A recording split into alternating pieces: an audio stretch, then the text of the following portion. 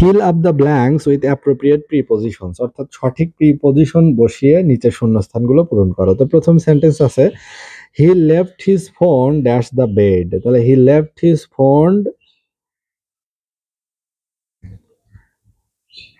On the bed, on the bed অর্থাৎ সে ওই বিছানার উপরে তার ফোনটি ফেলে এসেছিল, তাহলে he left his phone on the bed.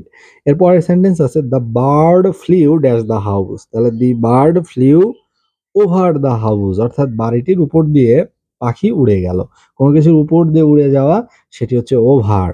এরপরে আছে কি যে she will find her dash the library, তাহলে she will find her in the library, কোথায় পাবে, সে তাকে লাইব্রেরিতে খুঁজে পাবে, তাহলে কোনো জায়গায় কোথাও আবদ্ধ থাকে এটা তো তাকে লাইব্রেরির ভিতরে পাওয়া যাবে, সেখানে সে অবস্থান করবে। এরকম যদি কোনো রুমে হয়, কোনো বিল্ডিং এ হয়, কোনো অডিটোরিয়ামে হয়, কোনো প্লেসে হয়, সেক্ষেত্রে সবসময় ইন হয়।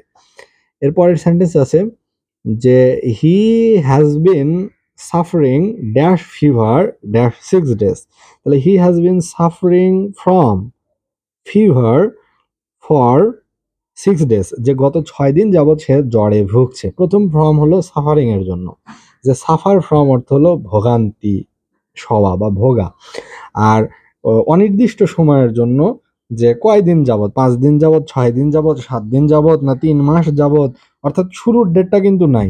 6 days অর্থাৎ কোন 6 দিন, যে কোনো 6 দিন, কিন্তু বলা তো নাই যে স্যাটারডে থেকে বা মন্ডে থেকে, এরকম যদি অনির্দিষ্ট সময়ের একটা ডিউরেশন থাকে, ইনডিফিনিট পিরিয়ড অফ টাইম থাকে, তাহলে সেখানে ফর হয়।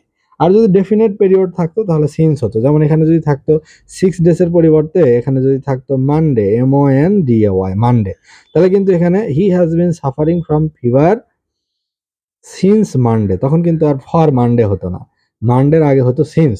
কিন্তু যখন বলছে যে 6 days 6 দিন যাবত, অর্থাৎ এক্সাক্ট কবে থেকে স্টার্ট হয়েছে, শুরু হয়েছে, সেটা যখন ডেফিনিট না, নির্দিষ্ট না, তখন সেই যে আনসার্টেইন পিরিয়ড অফ টাইম, সেটাকে বলা হয় হচ্ছে তার আগে ফর প্রিপোজিশন লাগাতে হবে। আর যদি নির্দিষ্ট থাকে সময়টা, যেমন সানডে থেকে বা হচ্ছে গত 17 তারিখ থেকে, তাহলে কিন্তু সেখানে আর ফর হবে না, সেখানে হবে সিন্স।